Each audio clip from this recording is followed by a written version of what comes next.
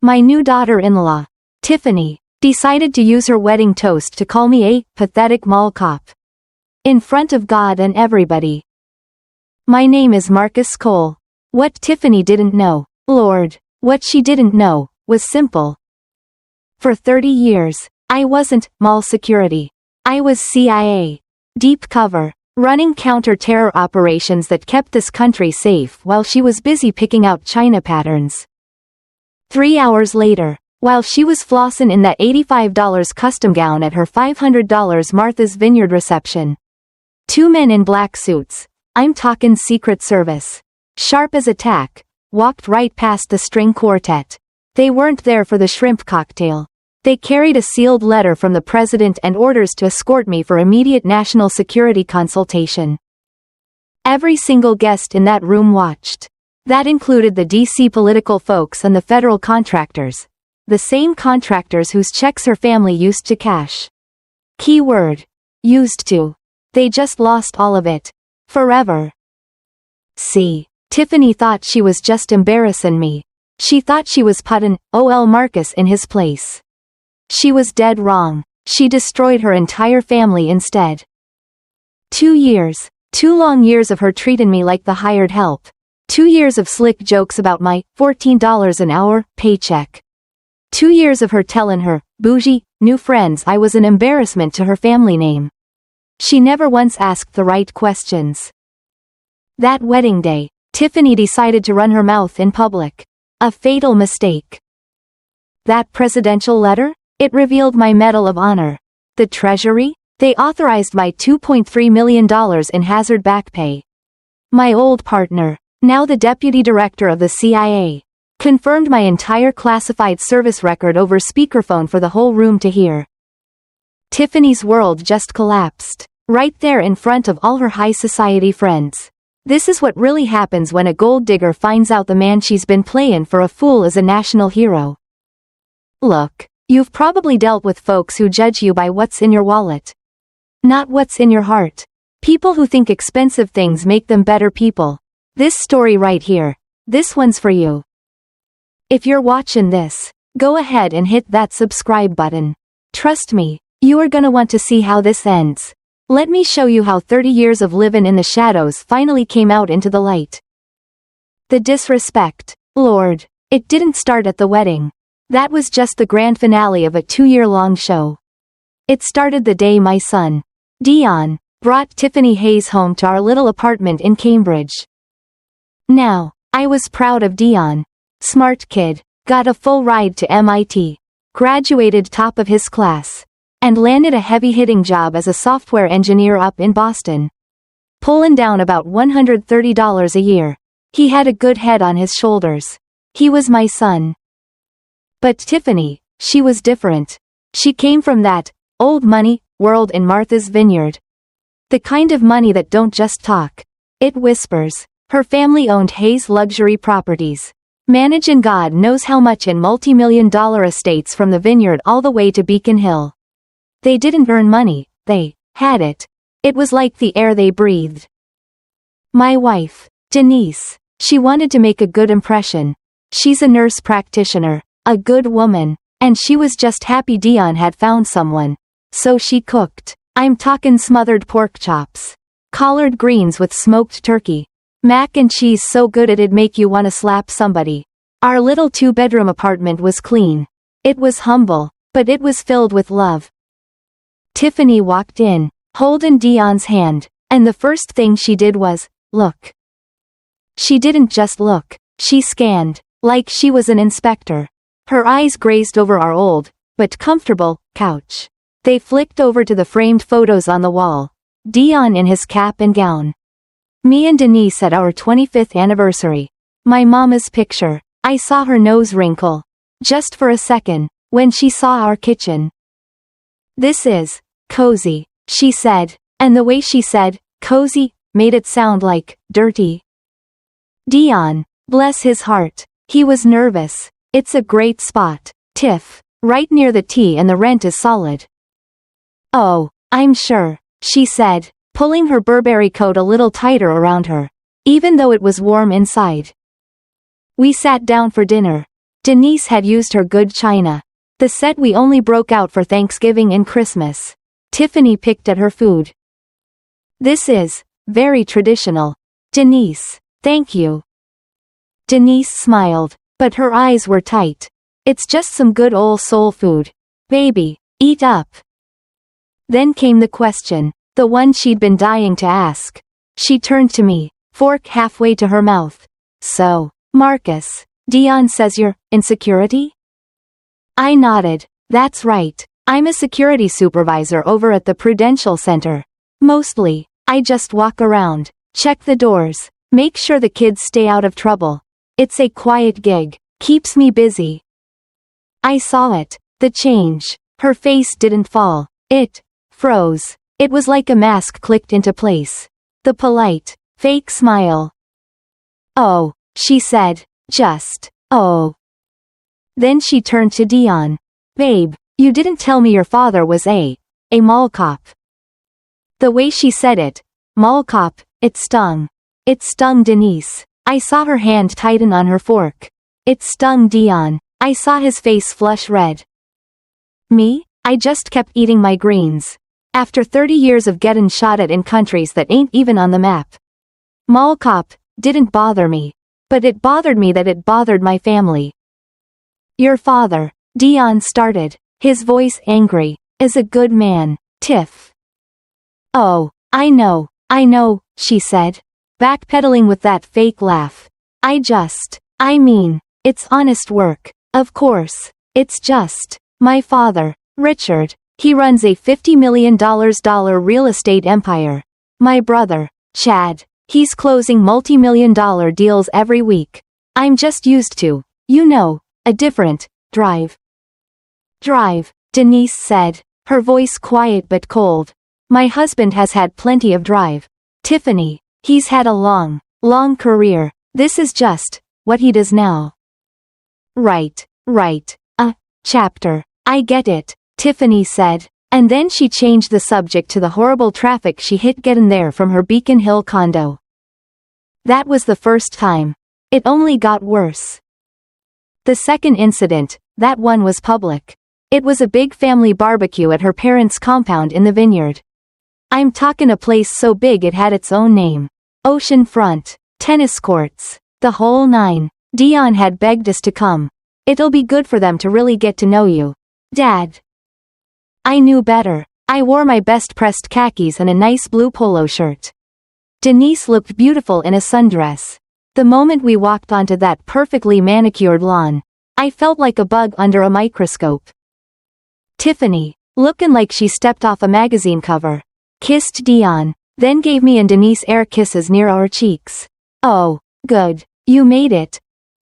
She spent the next hour introducing us to her friends. Folks with names like Chad, and Muffy, and Mr. Congressman. And every single time, she used the same words. This is Dion's mother, Denise. She's a nurse. They'd nod, polite. And this is his father, Marcus. She'd pause, just long enough for it to get awkward. He works in security.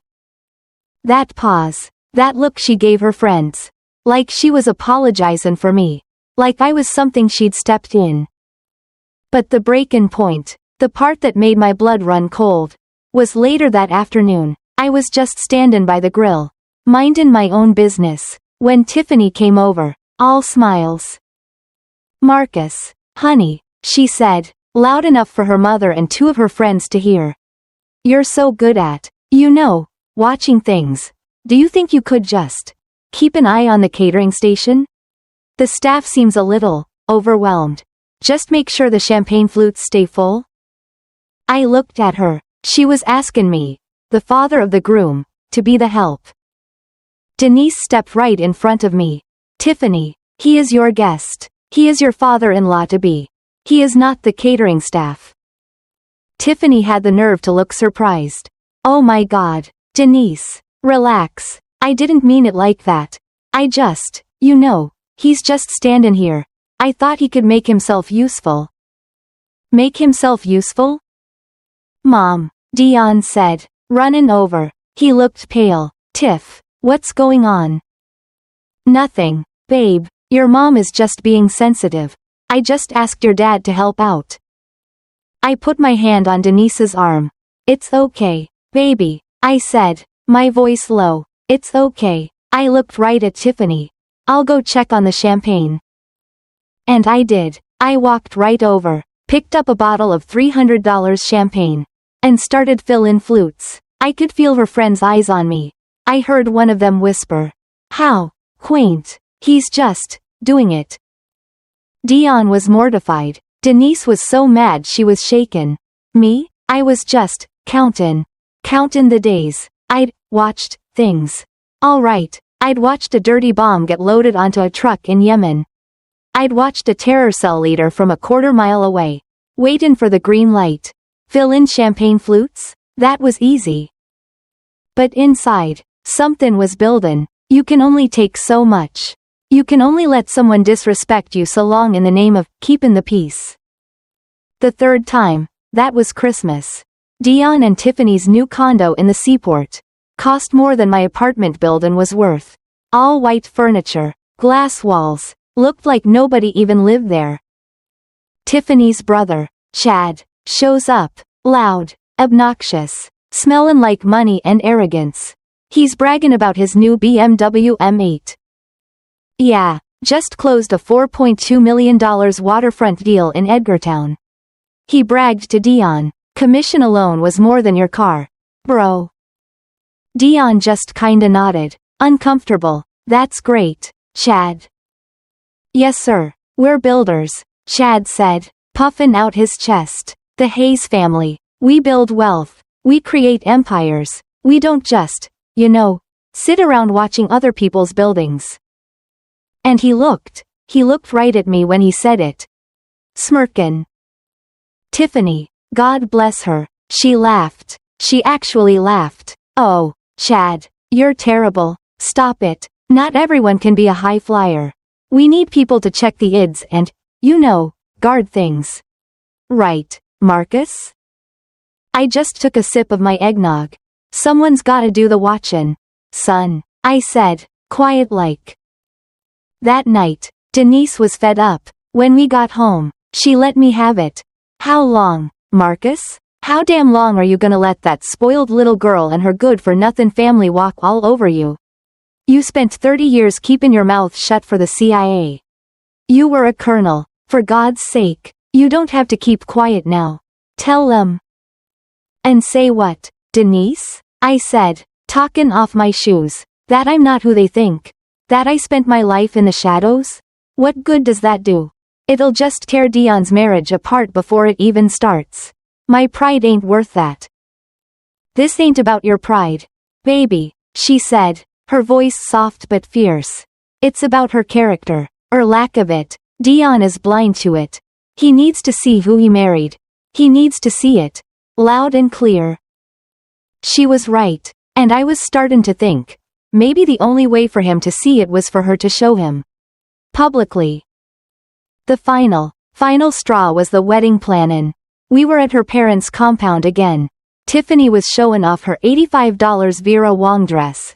Her mother, Patricia Hayes, and her sisters were all oohing and awing. "We are spending $500,000 on this wedding," Tiffany announced, like she was accepting an award. $500,000. Dion's family had better not embarrass us. Patricia, her mother, asked about the guest list. "And the seating chart, Tiffany, is it finalized?" "Almost," Tiffany said. She didn't even look at us. She just said it. "I'm still not sure where to put Dion's father." The room went quiet. "What do you mean, where to put me?" I asked. Tiffany sighed, like I was a child. "Marcus, look, my father's business partners are comin'. We have federal contractors comin'. We have 2 congressmen. It's a very important crowd. And, well, you work security at a mall." Dion stood up. "Tiffany, stop. What are you trying to say?"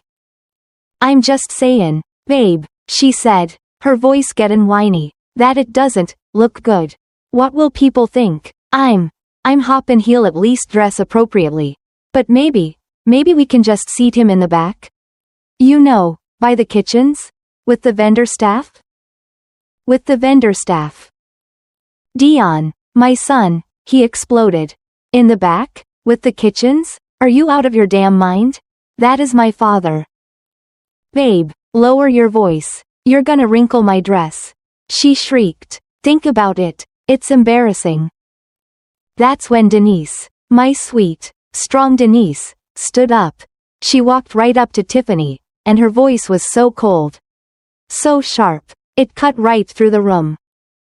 Marcus Cole, she said, has served this country with honor for longer than you have been alive.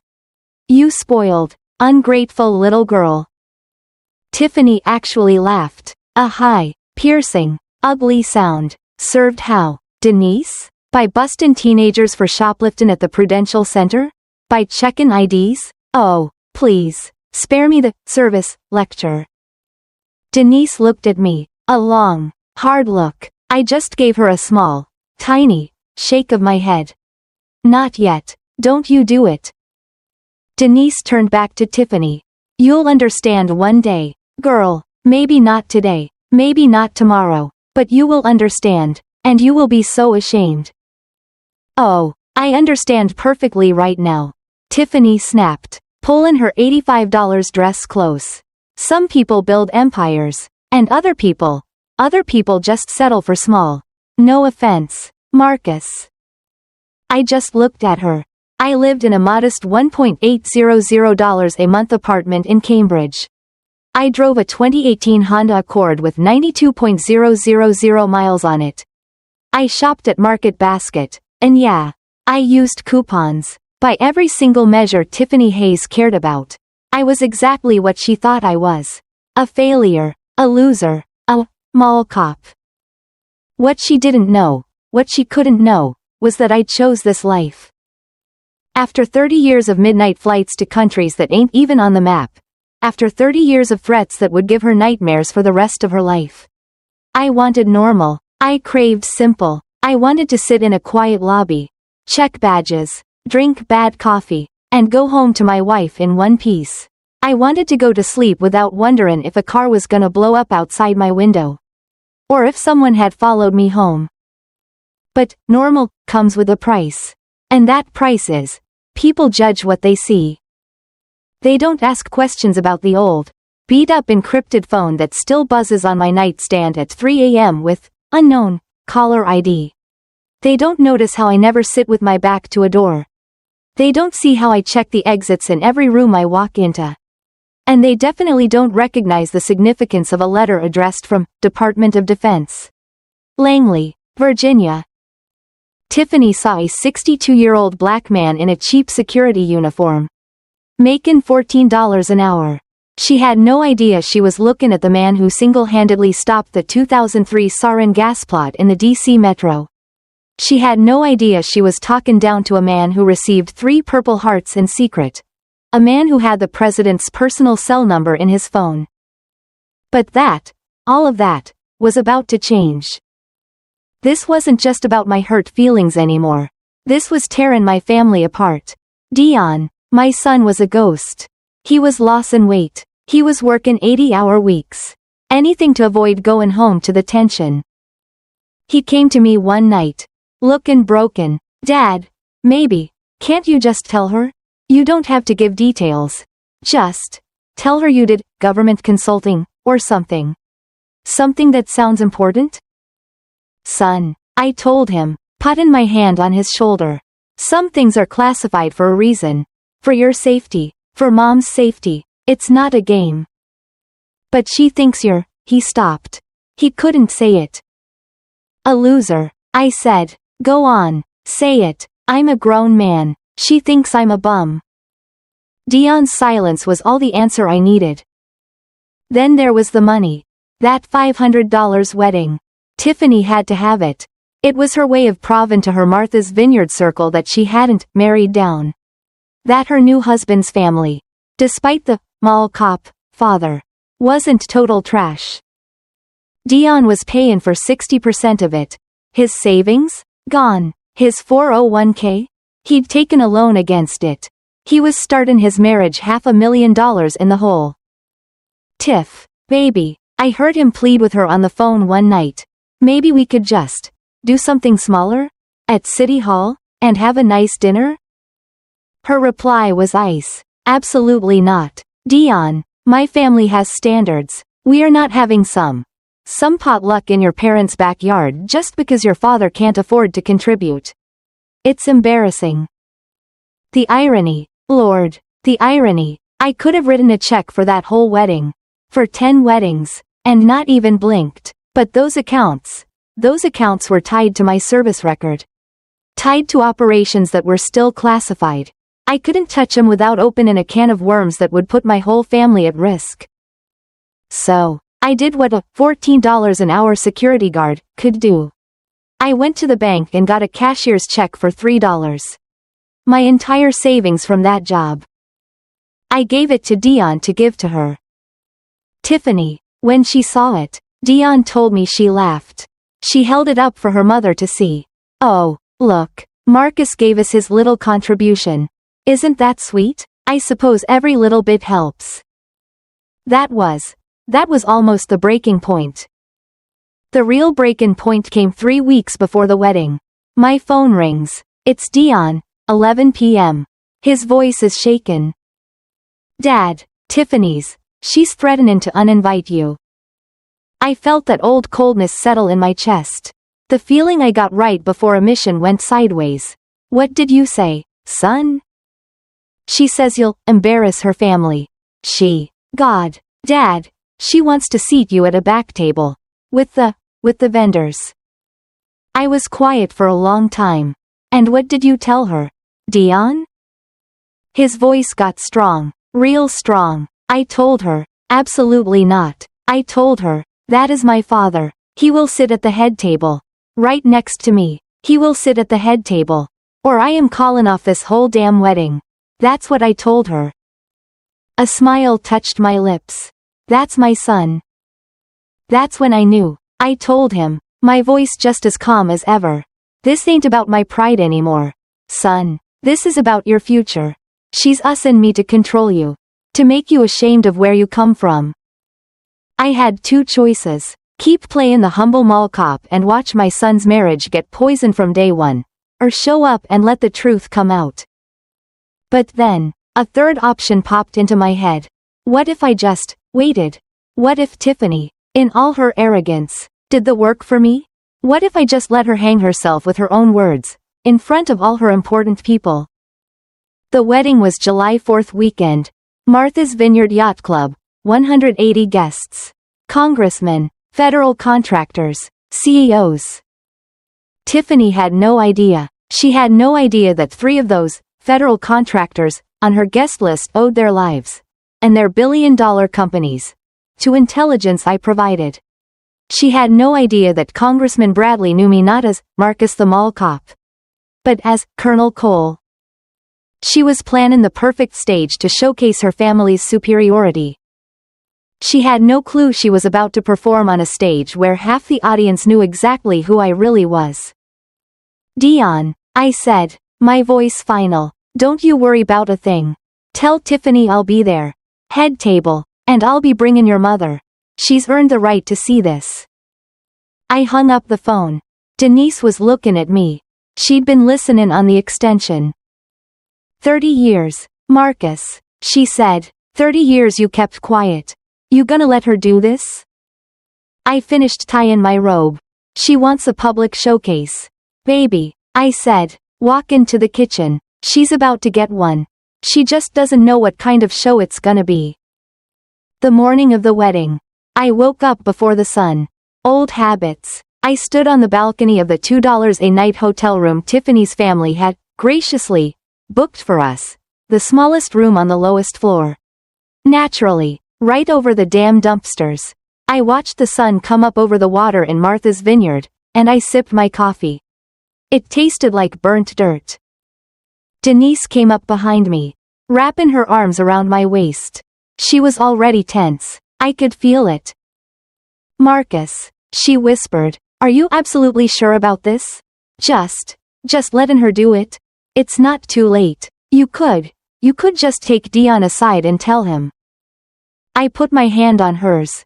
And what, baby? Spoil his wedding day? Make him choose between his new wife and his old man? Right before they walk down the aisle? Nah, this ain't his burden. It's hers. She built this pretty little stage. Denise. She paid $500,000 for the lights and the cameras. The least we can do is let her have her moment. Let her perform. You call this a performance? Denise sighed, laying her head on my back. I call it a train wreck. And we're just standin' here, watchin' it happen. Sometimes, I said, looking out at the ocean. The only way you can prove a train is headed for a cliff is to let it run out of track. Right on cue, my other phone started buzzin'. Not the cheap little Android I carried for my mall job. This was the old, beat-up encrypted BlackBerry, the one that looked like a brick from 2005, the one I kept in a lead-lined pouch at the bottom of my suitcase. Denise's head popped right up.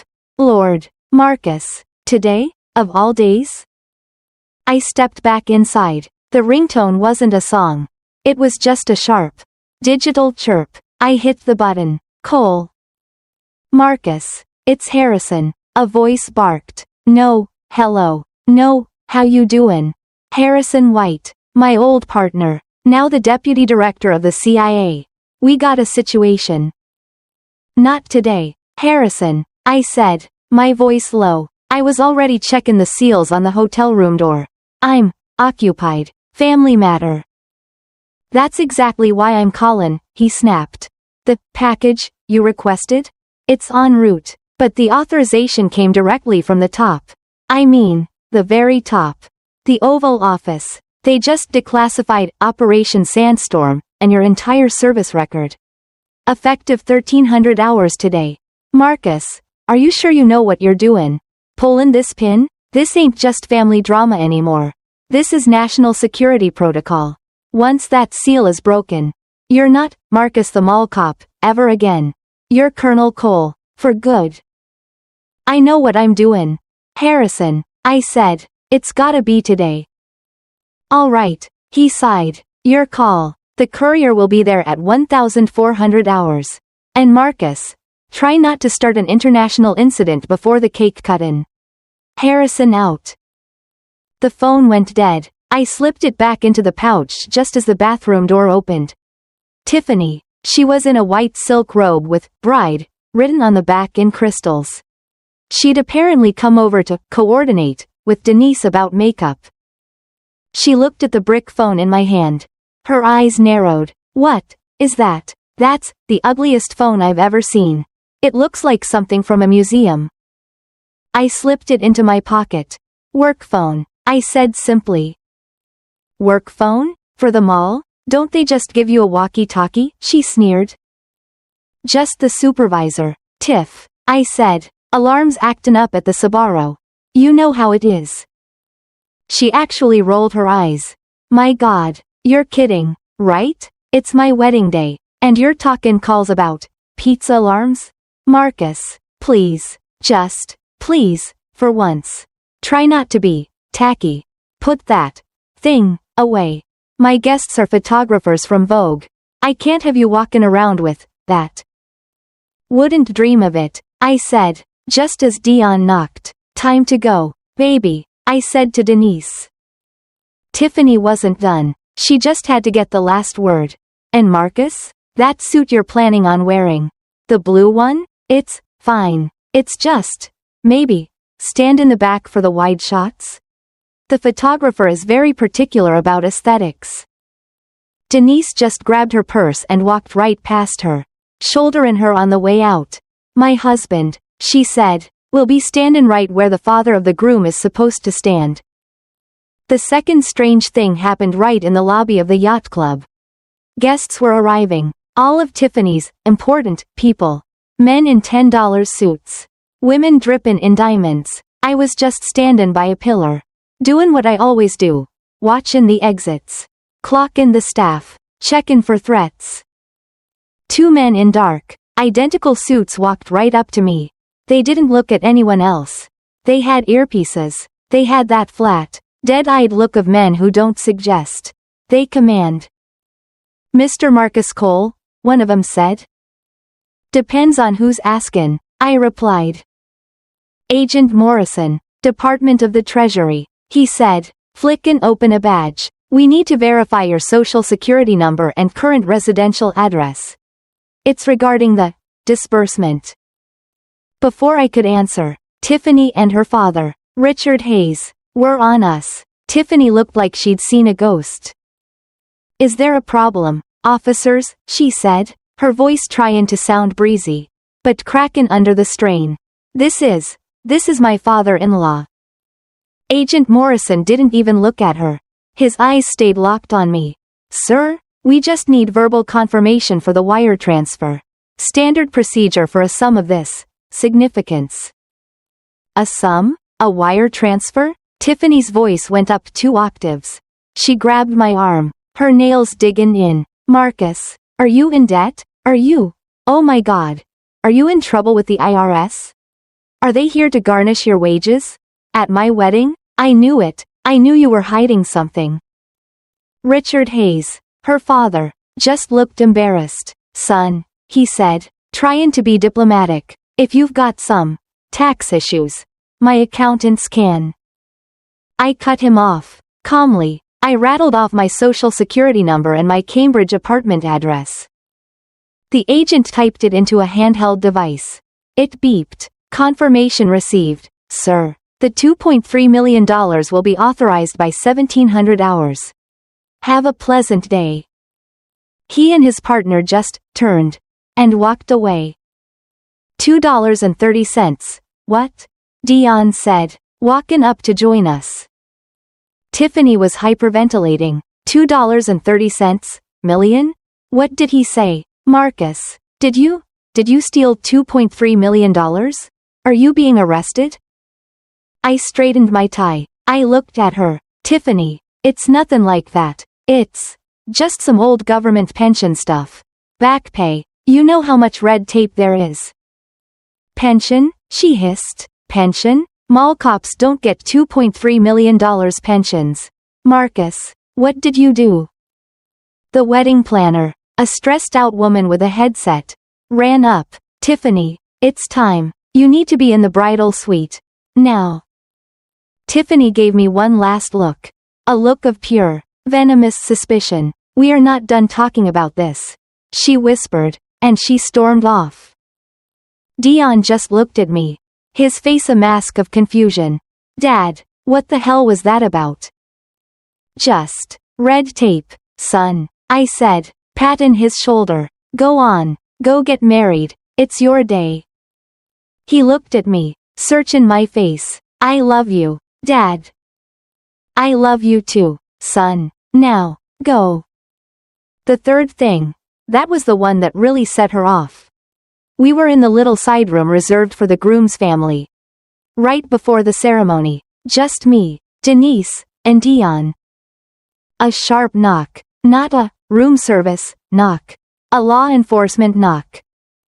A hotel security chief and a man in a formal courier's uniform stepped in.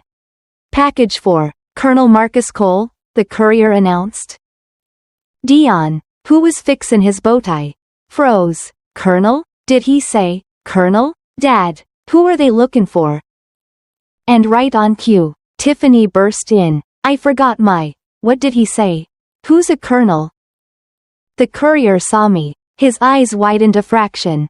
Sir, signature required. He was holding a thick 9x12 manila envelope.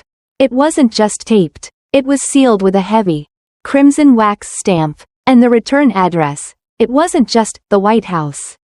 It was the Executive Office of the President, Washington, D.C. Tiffany's eyes, Lord, her eyes looked like they were gonna pop right out of her head. The White House? She stammered. The President? Marcus, what the hell is going on? What did you do? Did you write some crazy letter to the President about your pension? I signed the digital pad. Thank you, gentlemen. They handed me the package and left. It was heavy. Dion just stared at it. Dad, Colonel, what is that? Tiffany snatched at the envelope. Let me see that. This is my wedding. You are not going to have the FBI show up here. What are you, an informant? Are you in witness protection? I pulled the envelope back. My hand steady, my voice like ice. It's private, Tiffany, and it's my mail. This is ridiculous, she shrieked. You're lying to us. You're lying to Dion. You've been lying this whole time. Denise stepped right between us. Her, Mama Bear, voice came out. The one that shuts down unruly patients and scared interns. Tiffany, enough. You are 5 minutes from walking down the aisle. You're gonna fix your face. Pull yourself together. And you are going to go get married. Whatever this is, it can wait. Tiffany was shaken, not with rage, not anymore. This was fear, real, genuine fear. The kind of fear a bully gets when the kid they've been picking on suddenly has a 300-pound older brother standing behind him. She knew she had missed something. She knew she was out of her depth. She just stared at the envelope, which I calmly tucked into the inside breast pocket of my tuxedo jacket. It fit perfectly. This isn't over, she whispered, her voice trembling. I'm going to find out what's going on. She turned and stormed out, her $85 dress trailing behind her. Dion looked at me. Dad, Colonel. I just smiled. It's a nickname from an old bowling league. Long story. Go on, son. Your future is waitin'. The ceremony was tense. Tiffany looked beautiful, like a princess, but every time the minister said, in sickness and in health, her eyes flicked over to me, seated in the front row. She was glaring at me, right through her veil. Then, the reception, the $500 party. It was just as fancy as she'd wanted. Crystal everywhere, a 10-piece band, champagne flowing like water, all 180 of her family's most important friends. And that's when I started seeing faces I knew. Across the room, Congressman Bradley, who sat on the House Intelligence Committee, caught my eye. He didn't just nod. He winked, and raised his glass to me. Over by the Raw Bar, Margaret Stone, the CEO of Stone Aero Defense, a woman whose company got billions in contracts based on intel I'd provided. She saw me. And she gave me a nod of deep, profound respect. Even Robert Sterling, the head of federal procurement, the man Tiffany's father was dying to impress, saw me, smiled, and gave me a damn good to see you, sir, kind of look. Tiffany, she saw all of it. She saw these power players, these titans of industry and politics, acknowledging her pathetic mall cop father-in-law. I could see her starting to unravel. She was grabbing champagne glasses off trays, one after another. She was pulling Dion aside, pointing, whispering. Why? I heard her hiss at him. Why did Margaret Stone just nod at him? Why does Congressman Bradley look like they're old friends? What is going on? Dion? Dion, bless his heart, just looked confused. I don't know. Tiff, maybe he guarded their buildings once? I don't know. That's not a nice to see you nod. Dion, that's a thank you for your service nod. I know the difference. Finally, it was time for the toasts.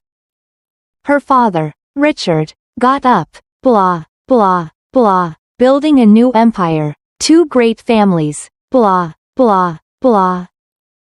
Dion got up. Sweet kid. Talked about how he fell in love with Tiffany. Thanked everyone for coming. He was nervous, but he did good. And then, she stood up. The bandleader handed her the microphone. She was holding her champagne glass so tight, I thought it was gonna shatter. She was vibrating. Her eyes were wide, a little wild. She'd had too much to drink, and her paranoia was at a fever pitch. The room went quiet. I want to thank everyone. She started. Her voice was shaky. The microphone squealed a little. For being here. She took a shaky breath. This day, this has been a very surprising day. You could feel the air change in the room. This wasn't in the script. I thought today was about love, about family, about honesty, but I've learned a lot today. About secrets, about how you never really know the people closest to you. She turned, her eyes, filled with a cocktail of champagne and pure, unadulterated fury, locked right onto me. The spotlight, her spotlight, followed her gaze. 180 of New England's most powerful people turned, and stared, right at me. For 2 years, she said, her voice getting louder, I have known my father-in-law, Marcus Cole, as a humble, simple, security guard. I heard gasps. I saw Congressman Bradley stifle a laugh. I saw Margaret Stone's eyebrows shoot up. Someone who checks IDs at the mall, Tiffany continued, almost laughing herself. Someone who makes, what is it, Marcus? $14 an hour? Dion stood up. Tiffany, sit down. You're drunk. I am not drunk. She shrieked into the mic. The feedback screeched. I am just confused. Because today my simple, $14 an hour father-in-law, he gets crisis calls about pizza alarms. Laughter, nervous laughter from the crowd. The Treasury Department agents show up to verify his address for a $2.3 million pension. The laughter died instantly. And she was almost in tears now. He gets personal, hand-delivered mail from the President of the United States. The room was dead silent. You could hear an ice cube melt. So here's my real toast, she said, trying to raise her glass. But it was trembling so bad. Champagne spilled over the side. To secrets, to liars, to people who pretend to be nothing, when they're something else. She pointed that long, manicured finger right at me. A public accusation. So my question. Marcus. Her voice was a hissing whisper that the mic picked up perfectly. In front of all my family, all my friends, all these important people, is, what exactly do you do? She was heaving now, out of breath, because it is clearly not mall security. Are you in the mafia? Are you an informant? Are you just some old con artist who's been lying to my husband, lying to me this entire time? She threw the microphone down. It hit the floor with a thud. She was sobbing. The silence was deafening. It stretched for what felt like an eternity. Every eye was on me. Dion looked like he was gonna pass out. Richard Hayes looked horrified. Denise, my beautiful, strong Denise, just calmly took a sip of her water. I slowly, calmly, picked up my linen napkin. I dabbed my lips. I set the napkin down. I stood up. I looked right at her. My voice wasn't loud. It wasn't angry, but it carried across that entire silent ballroom. You really want to do this, Tiffany? I asked, my voice just calm. Here, now, in front of all your important people? Yes, she screamed, her voice raw. I'm sick of the lies. Tell me, tell USWHOUR. I just nodded. Okay, then. I reached into the inside breast pocket of my tuxedo jacket. I pulled out the thick, heavy manila envelope, the one with the crimson wax seal, the one that said the White House. You wanted the truth, I said, holding it up for the whole room to see. You wanted to know what I do. I popped the wax seal with my thumb. Well, let's see what the president has to say about it. The silence in that ballroom wasn't just quiet. It was a vacuum. It sucked all the air out of the room. The clinking of ice, the whisper of the air conditioning, the distant sound of waves from the vineyard shore, all gone. All you could hear was the ragged, high-pitched breathing of Tiffany Hayes, still standing at the head table, her knuckles white on the fallen microphone. 180 pairs of eyes. 180 of New England's most powerful, influential, and judgmental people were locked on me.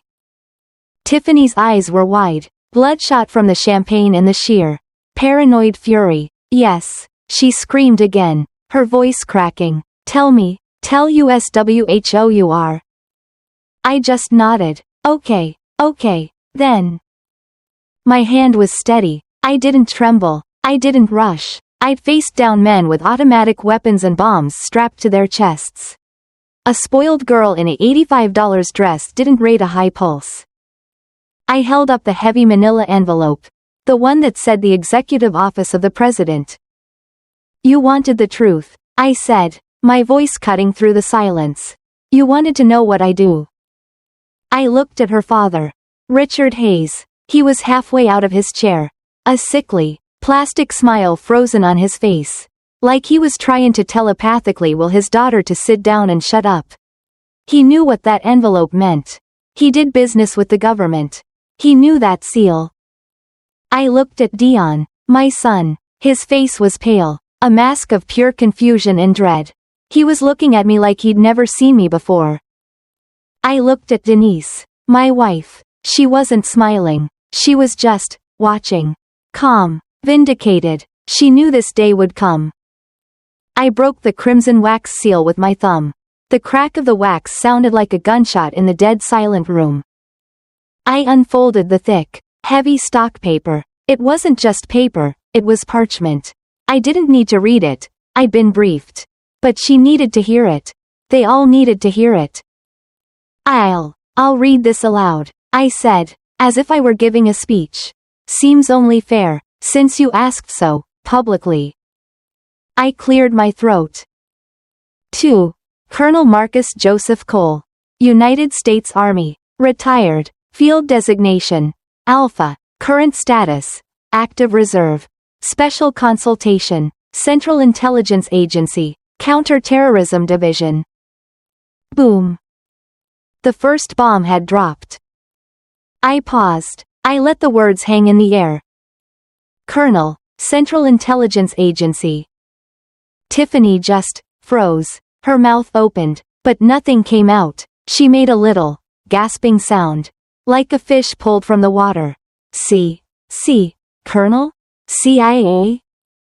Dion stumbled. He literally stumbled back a step and grabbed the table for support. His eyes were locked on my face. Dad, what? Across the room, Congressman Bradley, the one Tiffany was so proud to have on her guest list, slowly, deliberately, stood up. He wasn't laughing anymore. He was standing at attention. Richard Hayes, Tiffany's father, collapsed into his chair. His face went from red with embarrassment to a gray, ashy terror. He knew exactly what CIA Counterterrorism Division meant. He knew what it meant for his federal contracts. I wasn't done. I continued reading, my voice level, clear, and cold.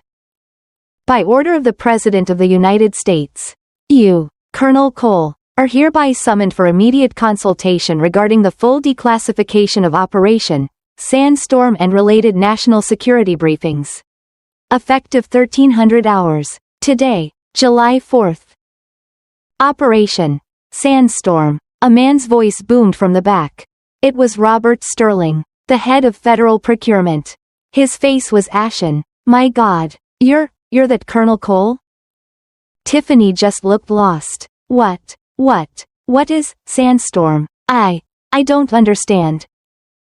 Congressman Bradley spoke, his voice filling the room. Operation Sandstorm, he said, like he was given a history lesson, was the 2003 Black Ops mission that stopped the sarin gas plot in the D.C. metro. It saved thousands of lives. The mission commander was listed as KIA for 20 years. They never released his name. He stared at me. My God, Marcus, it was you? I just looked at the letter. I had to finish. I continue, I said, looking right back at Tiffany, who was now visibly shaking. Her whole body. The President of the United States hereby acknowledges your 30 years of distinguished classified service. This declassification authorizes public recognition, and this is the part I'd been waiting for, of your receipt of three Purple Hearts.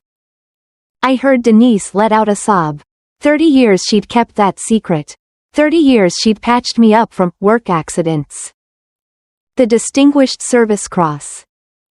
And, for actions above and beyond the call of duty during Operation Sandstorm, the Presidential Medal of Honor. Silence. Then, applause. It started with Congressman Bradley. It wasn't polite wedding applause. It was a thunderous ovation. Robert Sterling was applauding. Margaret Stone, the CEO of Stone Aero Defense, was on her feet, applauding, tears in her eyes. One by one, the CEOs, the political players, the federal contractors, Tiffany's entire, important guest list, they all stood up. The whole room, 180 people, on their feet, giving a standing ovation. Not to the bride, not to the groom. To the pathetic mall cop, in the tacky blue suit. Tiffany, she just wilted. Her $85 dress. Her $500 party, it all just crumpled. She sank into her chair. Her face white as her dress. Staring, just staring. But, she stammered. So low I could barely hear her. But, the money. The $14 an hour. Oh, she wasn't done. I wasn't done. I looked back at the letter. Ah, yes. The money. It says here, furthermore, the United States Treasury Department, which has verified your identity as of 1400 hours today. I looked at Tiffany. Those were the IRS agents you were worried about. Her face. I thought she was gonna be sick. Right there. Is hereby authorized to release all classified hazard pay, accrued bonuses, and related interest, withheld pending this declassification, a sum of, I looked right at her. I smiled, $2,300,000, $2.300.000, has been authorized for immediate wire transfer to your account. I folded the letter. I slipped it back into my pocket. You. Tiffany was sobbing now. Hysterical, ugly sobs. Her makeup was running down her face. Black streaks on a white mask of horror. You let me, for 2 years, you let me think. I let you what, Tiffany? I said, my voice finally getting hard. I let you judge me? I let you look down on me? I let you call me pathetic? I let you try and seat me by the kitchens? I didn't know, she wailed. That's the point, I roared. My voice bounced off the walls. The whole room froze. The applause stopped. You didn't know, and you didn't care. You saw a 62-year-old black man in a security uniform. And you assumed he was nothing. You assumed he was worthless. You assumed he was beneath you. You spent 2 years treating me like dirt under your high-priced heels. Not because of who I was, but because of what you thought I was. I stepped toward her. Dion didn't move. He was just watching. You humiliated me, she whispered, trying to play the victim. No, Tiffany, I said, my voice low again. You humiliated yourself, in front of everyone you ever wanted to impress. Right on cue, Margaret Stone, the CEO, walked right up to our table. She ignored Tiffany. She walked right to me. Colonel Cole, she said, her voice shaken with emotion. I had no idea. My company, Stone Aero Defense, we build the guidance systems for the DoD. The intel you provided in 2009, the Alpha Report. It stopped a corporate espionage ring that would have bankrupted us. You saved my company. You saved my father's legacy. Thank you for your service. She shook my hand. Then Congressman Bradley came over. Marcus, my God, we on the committee, we've been trying to find the Alpha commander for years. We wanted to thank you. The nation owes you a debt. Then, the kill shot. Robert Sterling, the procurement guy, the man Tiffany's father, Richard, had been sucking up to all night. He walked over, his face grim. He didn't look at me. He looked at Richard Hayes. "Richard," he said, his voice cold, "you and we need to talk. Monday." "Robert." Richard started, trying to get up. "No, we'll talk Monday, because I've been reviewing our vendor contracts. And my department has a very strict character clause.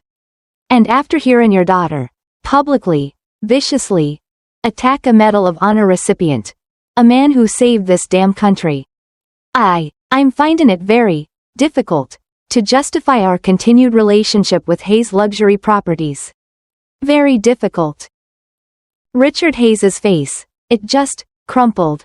The $50 million empire, the old money, the standards, it was all vanishing. Right there, he knew exactly what that meant. He was done. His federal contracts were gone. Tiffany heard it, through her sobs. She heard it. No, it was a mistake. A misunderstanding.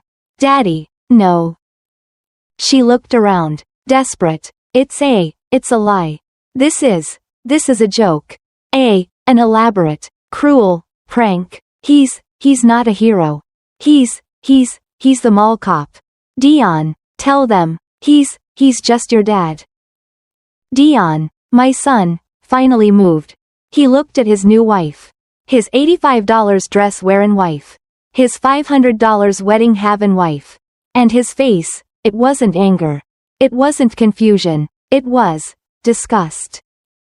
"He is my dad, Tiffany," he said, his voice quiet, but breaking, "and I've been a fool. I've been listening to you, instead of him."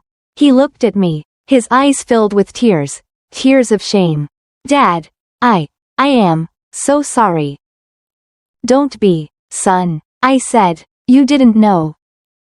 "A prank?" I said, turning back to Tiffany. You think the President of the United States, Robert Sterling, Congressman Bradley, you think they're all in on a prank? To fool you?" I reached into my other pocket. I pulled out the old, beat-up, ugly, encrypted BlackBerry. The room went silent again. You want more proof, Tiff? You want final proof? You're still not convinced?" She just sobbed. "All right, let's call my old partner. You remember, the pizza alarm guy?" I hit one button, speed dial. It rang once, not a ring, a chirp. "Cole," a voice barked from the phone. "Harrison," I said, "it's Marcus." "Marcus, my God, don't tell me, did the balloon go up?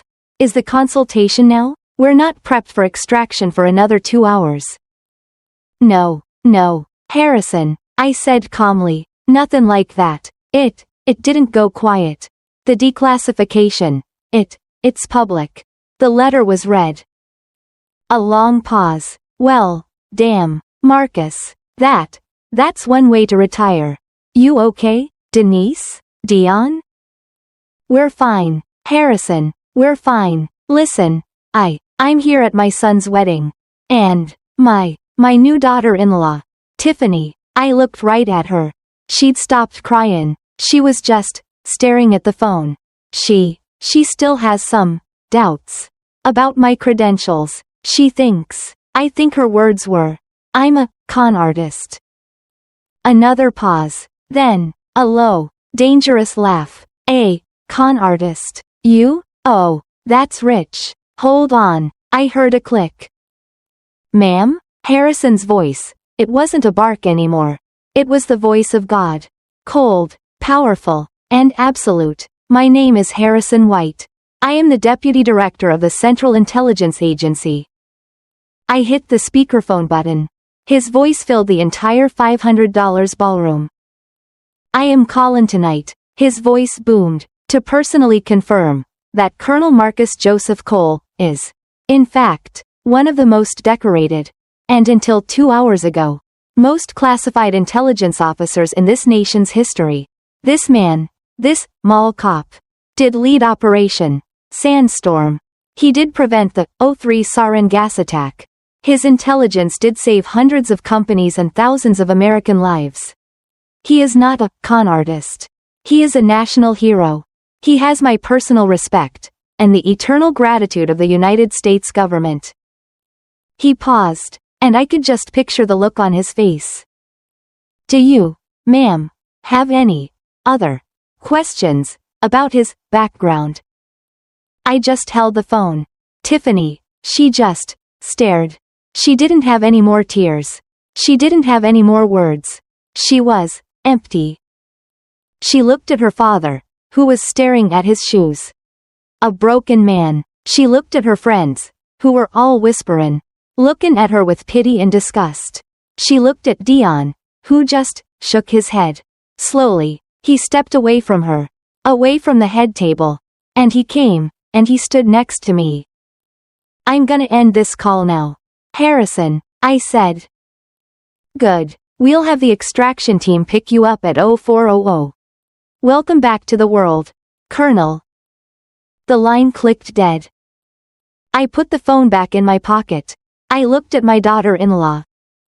The applause started again, thunderous. It washed over us, but it wasn't for her. It was all for the mall cop. Her $500 party, her perfect wedding, her entire world, had just collapsed in real time. And 180 of her most important guests had front row seats. The click of the encrypted phone ending the call was the loudest sound I'd ever heard. It was followed by a silence so deep, so profound, it felt like the entire world had stopped spinning. Harrison White's voice, the deputy director of the CIA, was still echoing in the grand ballroom. Any other questions about his background? No one moved. The band, who had been paid $30 to play Uptown Funk, just stood there, instruments in hand, looking like statues. The catering staff, holding silver trays of bacon-wrapped scallops, were frozen by the kitchen doors. And Tiffany. She was a masterpiece of destruction. Her face, which had been perfectly constructed by a $5 makeup artist, was now a Jackson Pollock painting of smeared mascara, running foundation, and tears. Her $85 Vera Wang gown, meant to be a symbol of her status, now just looked like a very expensive shroud. She was still standing, but she was hollow. The arrogance, the entitlement, the sheer meanness that had fueled her for 2 years, it had all been burnt out of her in 3 minutes. All that was left was the raw, ugly, terrified core. The standing ovation had died. Now, the 180 important guests were just staring. They were whispering, pointing, not at me, at her. I saw her eyes dart around the room. She was looking for an ally. For one person. She looked at her bridesmaids, her best friends, who were now huddled together near the cake, whispering behind their hands, refusing to meet her gaze. She looked at her brother, Chad, or where he was supposed to be. The chair was empty. That's when I saw him. A flash of his white tuxedo jacket, slipping out a side exit by the restrooms. The rat was the first one off the sinking ship. She looked at her mother, Patricia Hayes. Her mother wasn't looking at her. She was grabbing her husband, Richard, by the arm, hissing. Richard, Richard, do something. I heard her panicked whisper. Call security. Have them, removed. This is humiliating. Richard Hayes looked like he'd aged 40 years. His old money confidence was gone. He was just an old, scared man. Removed. Patricia, he said, his voice hollow. Have who removed? Colonel Cole? The man with a direct line to the CIA? The man the president is summoning? Are you insane? But, our guests, she sobbed. Our guests? Richard laughed. A horrible, dry sound. Our guests just watched my daughter, your daughter, publicly crucify a Medal of Honor recipient. We don't have guests, Patricia. We have Witnesses. We're done. It's over. And then, the shift happened. It was like a magnet had been turned on. The crowd, which had been a scattered collection of shocked faces, began to move. They turned their backs on the head table. They turned their backs on the bride. And they started walking toward me. Margaret Stone, the CEO of Stone Aero Defense, was first. She pushed past a confused waiter, her eyes shining. "Colonel Cole," she said, grabbing my hand with both of hers. I am so sorry. For all of this. For what you had to endure. It's disgraceful." I just nodded. "It's all right, Margaret. Water under the bridge." "No," she insisted. "It is not all right. My company, my family, we owe you everything. My board, we would be honored if you would accept a position as a senior consultant. A 7-figure retainer. Just for your wisdom. Please, name your price." Tiffany heard that. 7-figure. Her head snapped up. Her tear-streaked face was a mask of disbelief. Before I could answer, Congressman Bradley was there, clapping me on the shoulder. "Marcus, my boy, my God, we on the Hill, we've been reading your alpha reports for decades. We thought you were a ghost. An algorithm. To meet you in person, sir. It is a profound honor. My staff will be in touch. The Intelligence Committee is, well, let's just say, we need to talk, immediately." "I look forward to it, Congressman," I said. Then, the final nail. Robert Sterling, the procurement man, the man whose approval Tiffany's father lived and died by. He didn't walk to me. He walked past me. He walked right up to the head table, where Richard and Patricia were huddled, and where Tiffany was sitting, frozen. He didn't yell. He didn't make a scene. He was quiet, civil, and it was the most brutal thing I'd ever seen. "Richard," he said, his voice just flat. Richard Hayes jumped. Robert, I can explain. She's overwrought. The stress of the wedding. She didn't mean it." Robert Sterling held up a hand. "Richard, stop. Just stop talking." He looked, not at Richard, but at Tiffany. He looked at her like she was a bug. "Miss Hayes, Brooks, is it? Or, perhaps not, soon," he said, and I heard a few gasps at that. I oversee $50 billion in federal contracts. Our guidelines on vendor partner character are not flexible, they are absolute." He turned back to Richard.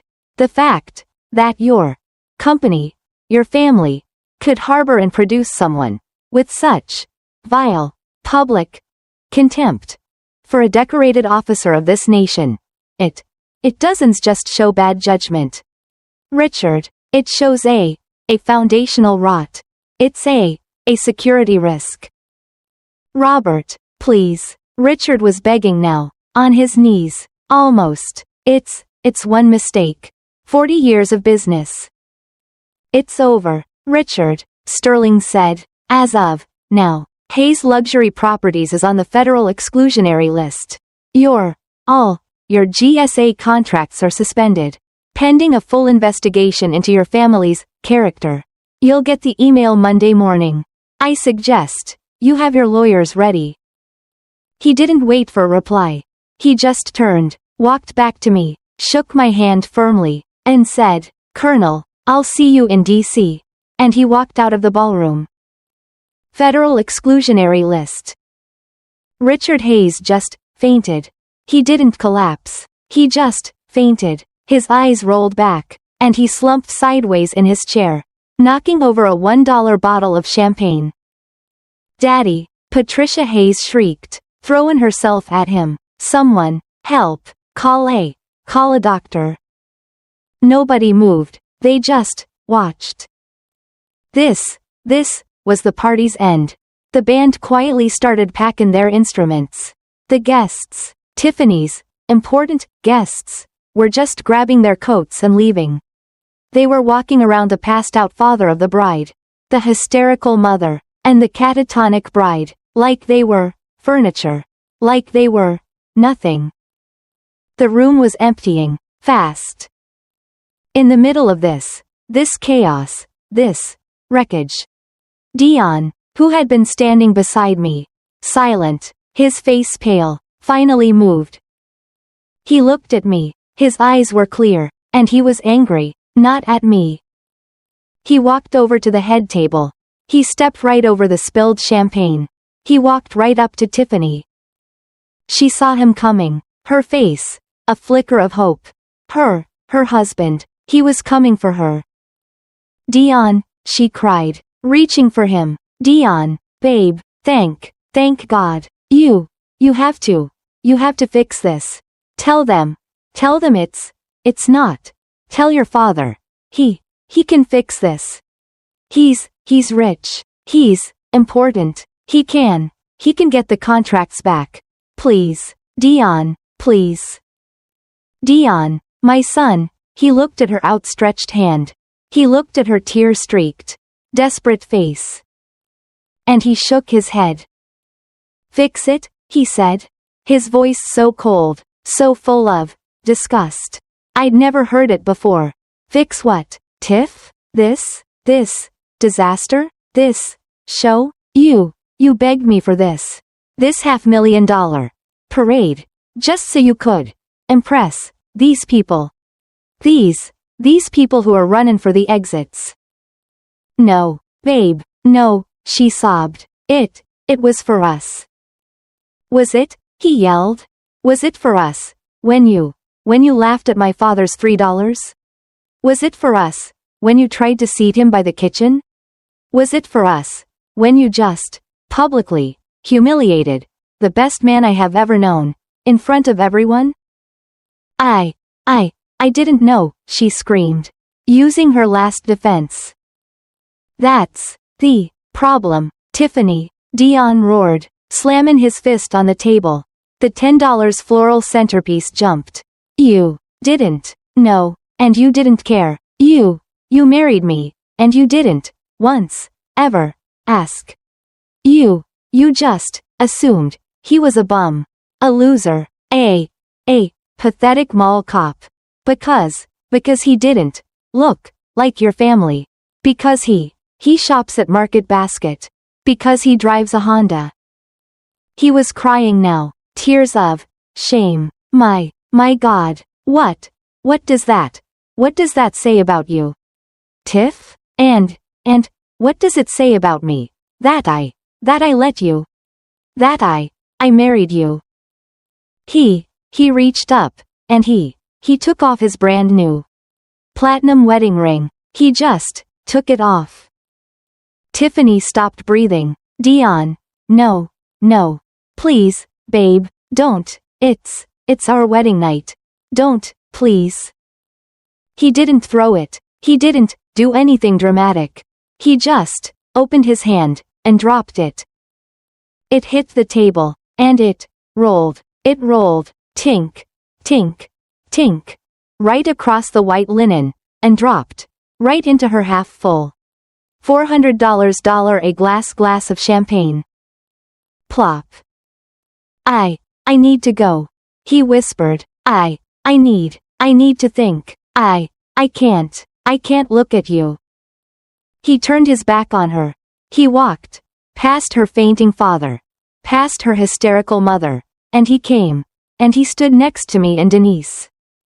I put my arm around his shoulder. He was shaken. It's okay, son, I said. It's gonna be okay. Dad, I'm so sorry, he sobbed into my shoulder. You have nothing to be sorry for, I said. Nothing. You're a Cole. You're my son. Tiffany. She made one last, desperate, lunge. She got up, stumbled, ran, her $85 dress ripping on a chair. She ran to me. She grabbed my tuxedo jacket. Colonel Cole, sir, please, she begged. She was almost on her knees. Please, tell him,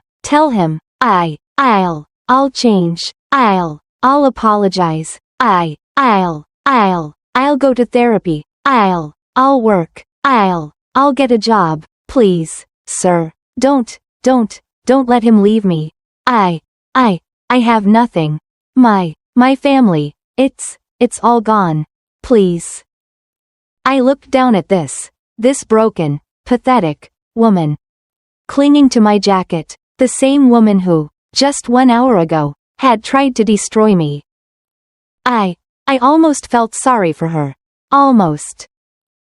I very gently, unpeeled her fingers from my jacket. It's a little late for all that, Tiffany, I said, my voice just tired. You are right about one thing. It is all gone.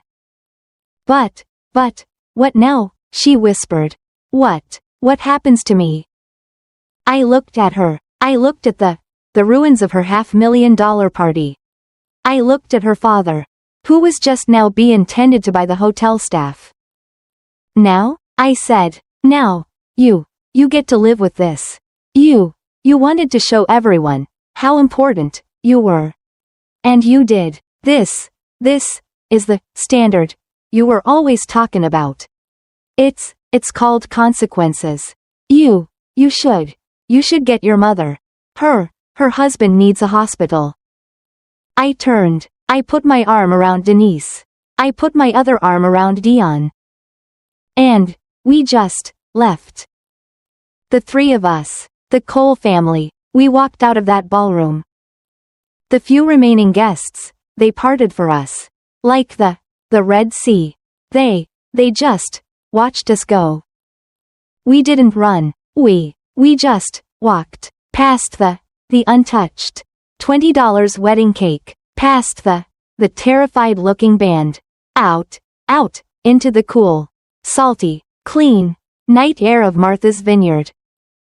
The last sound I heard, from behind me, from the ballroom, wasn't music. It was just her, sobbing, alone. The world doesn't end after a night like that. It just resets. 6 months. That's how long it's been since that night at the yacht club. That night, Dion, Denise, and we didn't go back to the fancy hotel. We drove to the ferry, caught the 1 a.m. boat in silence, got in our old Honda Accord, and drove home to Cambridge. Dion slept on our couch for 2 weeks. Didn't say much, just sat. He was processing, grieving, really, grieving the woman he thought he'd married. The wedding? It was annulled. Dion filed the paperwork 3 days later.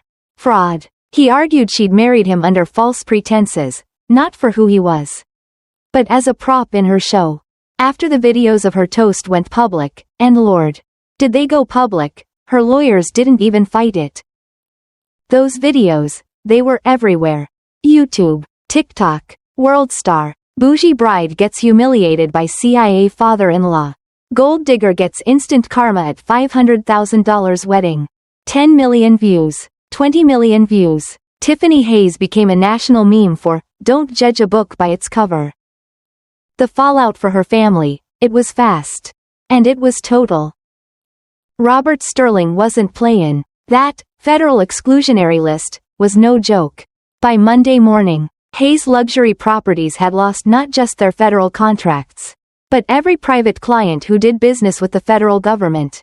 And in that world, that's everybody. The company that Richard Hayes's grandfather had built, the $50 million empire that Tiffany and Chad were so proud of, it imploded. They filed for Chapter 11 bankruptcy inside of 30 days. By 60 days, it was Chapter 7, liquidation, gone.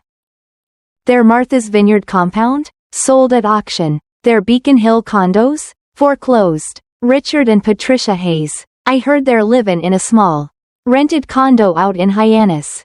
No more galas. No more charity boards. The old money society, it's a closed circle. And once you're out, you're out. And me? My life, it changed. Too. That extraction team Harrison mentioned? 2 men in suits were at my door at 0400. Just like he said, They flew me to DC. I spent a week at Langley. Debriefing the President's National Security Council. They call me a senior consultant now. The pay, it's just plain stupid. That 7-figure retainer Margaret Stone offered? I took that, too. The $2.3 million, it's sitting in an account. Denise and I, we didn't change much. We bought Dion a new condo. A nice one, all his, paid in cash. A reset button for his life. Denise? She finally cut back to part-time at the hospital. Not 'cause she has to work, but 'cause she wants to. Me and Dion, we're closer than we've ever been. We talk every day, not about her, but about life, about character, about what makes a man. He apologized to me, over and over. Dad, I should have seen it. He told me, 'bout a month after, I let her disrespect you. I was weak. No, son, I told him, you were in love, and love makes you blind. It's not about being weak. It's about what you do after your eyes are open. And you stood up. You chose your family. You chose respect. That is strength. I've never been more proud of you. And Tiffany? I didn't hear from her. Not a word. Dion didn't. She just vanished. The shame was too much, I guess. Until about 3 weeks ago. I was getting coffee at a Starbucks down in downtown Crossing. Just a normal Tuesday. And I heard a voice. Welcome to Starbucks. Can I take your order? The voice, it just died. I looked up, and there she was. Not Tiffany Hayes, but just Tiffany. She was thin, pale, the fire was gone. She was wearing that green Starbucks apron. Her hair was pulled back in a messy bun. No designer anything. She just stared at me. Her eyes, they filled with tears. Instantly. Marcus, sir, Colonel Cole, she stammered. The kid behind her in line sighed.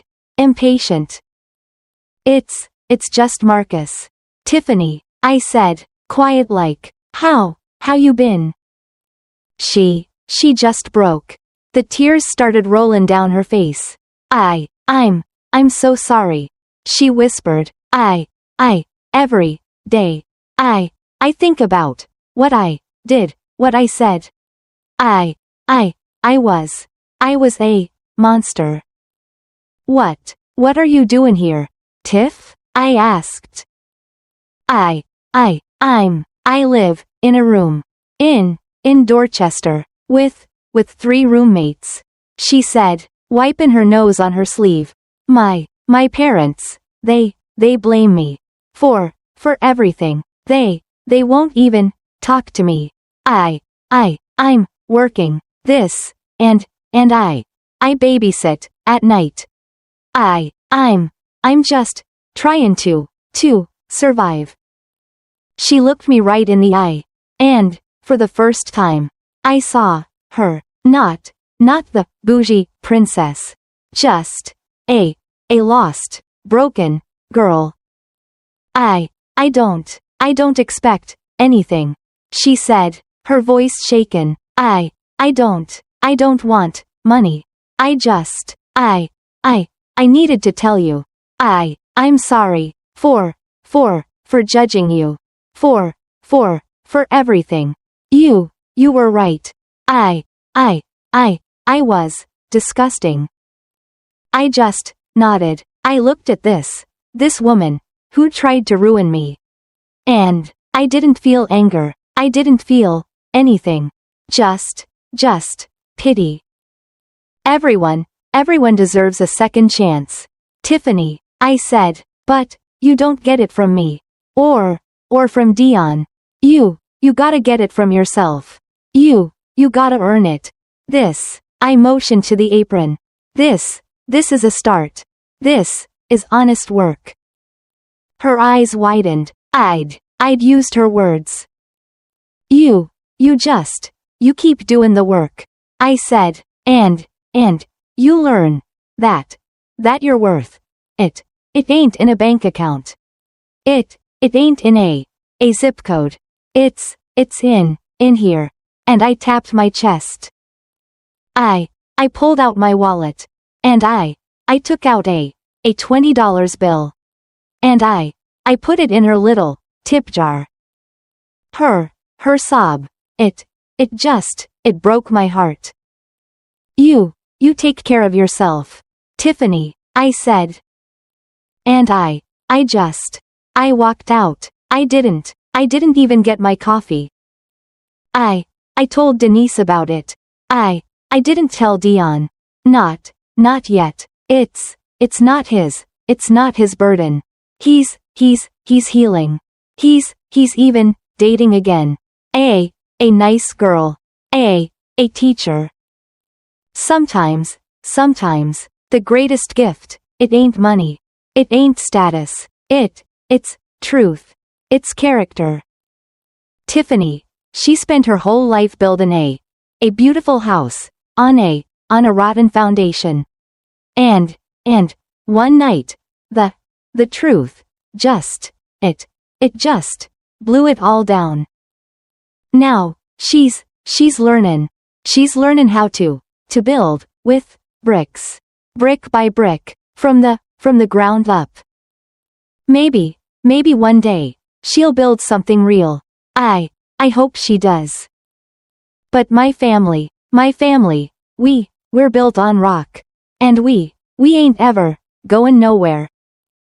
Thank you for watching this story from Real Family Drama Stories. It's a hard lesson, ain't it? That what you have will never be as important as who you are. Have you ever been judged by your job, by your car, by the money in your pocket? Let us know your story in the comments below. We read 'em all. And if you enjoyed this, if you believe that character is everything, go ahead and hit that subscribe button. And click that bell, so you never miss a story.